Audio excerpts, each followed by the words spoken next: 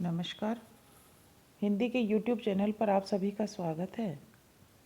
आज हम सुमित्रानंदन पंत के परिवर्तन जो कविता है उस परिवर्तन कविता का अध्ययन करेंगे कि जिसमें कवि ने वर्तमान काल में धरती पर हुए परिवर्तन को लक्ष्य करते हुए अतीत की स्थिति का चित्रण किया है।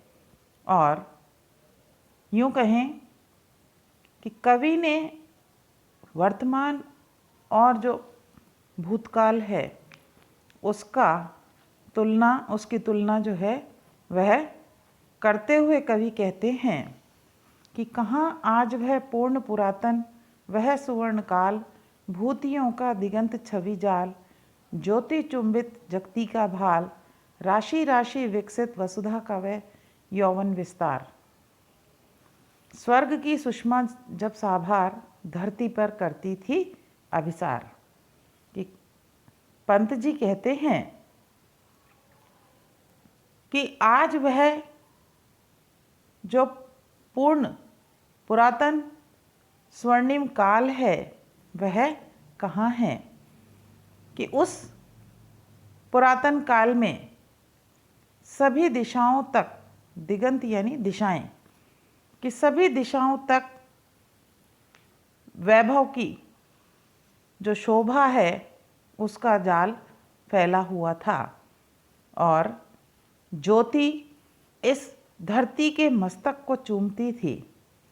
कि उस समय कि धरती रूपी जो नायिका है उस नायिका के यौवन का विस्तार कितना अतुलित था। तब स्वर्ग की सारी सुषमा आभार सहित धरती पर स्वयं उतर आती थी। आगे कवि कहते हैं कि प्रसूनों का शाश्वत श्रृंगार, स्वर्ण भृंगों के गंध विहार, गूंज उठते थे बारंबार सृष्टि के प्रथमोद्गार। नग्न सुंदरता थी सुकुमार, रिद्धि और सिद्धि अपार। कवि कहते हैं कि धरती की जो सुषमा है, जो सुंदरता है, स्वर्ग की सारी सुषमा जो है वह स्वयं धरती पर उतर आती थी। और उस समय धरती पर पुष्पों का प्रसून यानी पुष्पों का श्रृंगार होता था और उन पुष्पों की जो गंध है उन गंध के बीच में भृंगों यानी भौरों का भ्रमर के द्वारा उन पुष्पों की गंध के बीच में विहार यानी विचरण होता था। कि उस काल में सृष्टि के जो प्रथम उद्गार हैं वह बार बार गूंज उठते थे। कहने का तात्पर्य कि उस समय पुरातन काल में वेद मंत्र जो हैं वह गुंजायमान होते रहते थे। और इस प्रकार आगे कवि कहते हैं कि वह जो सुंदरता थी, अनावृत जो सुंदरता थी वह अत्यंत सुकोमल थी और रिद्धि एवं सिद्धि चारों ओर व्याप्त थी। इस प्रकार कवि कहते हैं कि वह जो प्राचीन काल है, पुरातन काल है, सब तरह से संपन्न और समृद्ध था। कि कवि धरती पर जो सुख और समृद्धि थी, प्राकृतिक सुषमा थी, उसका वर्णन कवि ने किया है। कि यहाँ रूपक, अनुप्रास आदि अलंकार हैं। आगे कवि कहते हैं कि अरे विश्व का स्वर्ण स्वप्न, संस्कृति का प्रथम प्रभात, कहाँ वह सत्य वेद विख्यात, दुरित दुख दैन्य न थे जब ज्ञात, अपरित जरा मरण भ्रूपात। कि हाय सब मिथ्या बात, आज तो सौरभ का मधुमास, शिशिर में भरता सोनी सांस। कि यहाँ कवि जो है धरती की स्थिति का वर्णन करते हुए कि जो परिवर्तन वर्तमान काल में हो रहे हैं उन परिवर्तनों को बतलाते हुए कहते हैं कि अरे विश्व के स्वर्ण सृष्टि के प्रथम प्रभात, कि तुम्हारा वह वेदों में विख्यात जो सत्य है वह कहाँ है। और उस काल में, प्राचीन काल में, लोगों में पाप, दुख, दीनता आदि का लोगों को ज्ञान नहीं था। कहने का तात्पर्य कि लोग जो हैं उस समय इस प्रकार की जो बुराइयां हैं वह उन लोगों में दिखाई नहीं पड़ती थी। कि लोग बुढ़ापा, जरा, कि असमय मृत्यु एवं क्रोध आदि से बिल्कुल अनभिज्ञ थे। वे नहीं जानते कि इस प्रकार के जो कष्ट हैं वो क्यों होते हैं।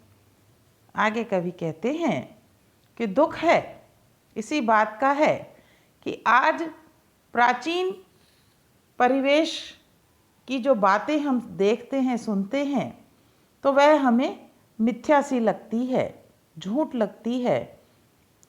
कि समय के अनुसार आज वह स्थिति नहीं है। कि आज पराग सुगंध से व्याप्त जो वसंत है, उस वसंत में भी शिशिर ऋतु का सा सूनापन रहता है। आगे कवि कहते हैं कि वही मधुरिति की गुंजित डाल झुकी थी जो यौवन के भार, अकिंचिंता में निज तत्काल सिंहर उठती जीवन है भार। कवि कहते हैं कि बसंत ऋतु के समय पेड़ों पर पक्षियों के जो कलरव है वह सुनाई पड़ते थे, गुंजायमान होते रहते थे, और डालियां फलों और पुष्पों से झुकी रहती थी। जिस प्रकार आगे कहते हैं कि यौवन आने पर वह यौवन उन वृक्षों पर फल और पुष्पों के रूप में दिखाई पड़ता था। लेकिन कवि कहते हैं आज वह स्थिति जो है बदल गई है। अब लोग जो है वह गरीबी से, दीनता से सिंहर उठते हैं और जीवन को भार स्वरूप मानने लगते हैं। कि यह परिवर्तन जो है समय का परिवर्तन है, और इसी कारण से इसके जो परिणाम हैं वह हमें दिखाई दे रहे हैं। कि यहाँ अनुप्रास और मानवीकरण अलंकार का प्रयोग किया गया है। आगे कवि कहते हैं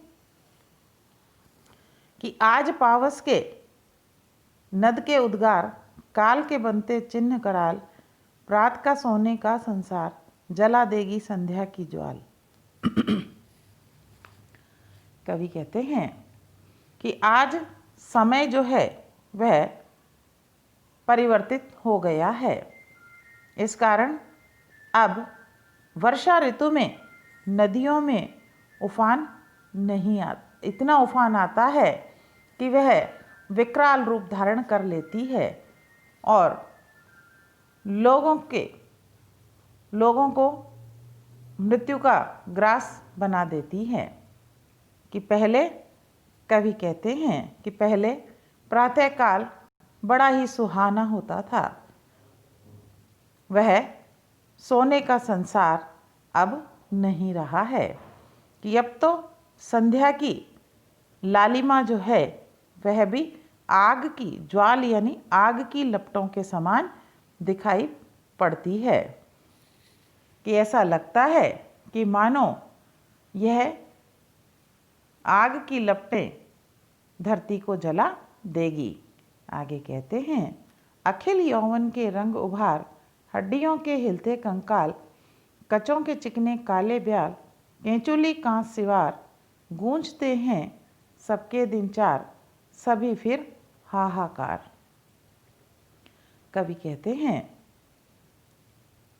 कि जो शरीर यौवन के सौंदर्य से परिपूर्ण रहते थे वे अब हड्डियों के कंकाल मात्र रह गए हैं। कहने का तात्पर्य कि अब वे एकदम दुर्बल और क्षीण हो गए हैं। कि बालों की चिकनाई, कच यानी बाल, कि बालों की चिकनाई सर्पों की कालिमा के समान होती थी, परंतु ये केंचुली कांस और सिवार के समान हीन पदार्थ लगते थे। इस संसार में 4 दिन सभी के गूंजते 4 दिन जो है सभी हंसी खुशी से प्रसन्नचित्त रहते हैं और फिर सभी का विनाश होता है। इस प्रकार कि परिवर्तन के साथ कवि कहते हैं कि स्थितियां जो हैं वह बिल्कुल बदल जाती हैं और साथ ही साथ जो मनुष्य का जीवन है वह भी उस परिवर्तन के कारण बदल जाता है। यहाँ कवि ने समय की परिवर्तनशीलता को बतलाया है। अनुप्रास, रूपक और उपमा आदि अलंकार हैं। आगे कवि कहते हैं, आज बचपन का कोमल गात, जरा का पीला पात, 4 दिन सुखद चांदनी रात और फिर अंधकार अज्ञात। कि यहाँ कवि ने कि जो परिवर्तनशीलता का प्रभाव है वह व्यक्ति के जीवन पर पड़ता है और उसी का वर्णन करते हुए कवि कहते हैं कि आज यदि बचपन का कोमल शरीर है तो कल भविष्य में पीला पात, जरा यानी बुढ़ापा, पीला पात यानी पत्ते। तो आज यदि बचपन का कोमल शरीर है तो कल अर्थात भविष्य में बुढ़ापा आने पर पीले सूखे पत्ते के समान हो जाएगा। इस संसार में 4 दिन की चांदनी रात है, अर्थात जो सुख है, जीवन का जो सुख भोग है वह 4 दिन का ही होता है कि फिर तो अज्ञात अंधेरी रातों की स्थिति होती है। कहने का तात्पर्य कि सांसारिक जीवन में परिवर्तन के कारण सुख कम और दुख जो हैं वो ज़्यादा होते हैं। आगे कवि कहते हैं, शिशिर सा झर नयनों का नीर, झुलस देता गालों के फूल, प्रणय का चुंबन छोड़ अधीर, अधर जाते अधरों को भूल। कि आगे कवि जो है वह कहते हैं कि जीवन में जब परिवर्तन होता है तो नेत्रों से अश्रु जो है वह शिशिर ऋतु के पाले की तरह झरते रहते हैं कि जिनसे कोमल जो गाल है वह गाल रूपी पुष्प जो हैं वह झुलस जाते हैं। और आगे कहते हैं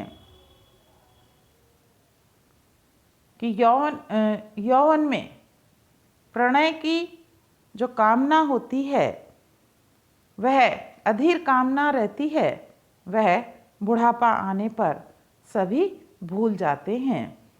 कहने का तात्पर्य कि समय जो है परिवर्तित जब होता है तो जीवन का सुख जो है, सुख में क्षण भी बदल जाते हैं। कि यहाँ कवि जो है वह जीवन में होने वाले परिवर्तनों को बतला रहे हैं।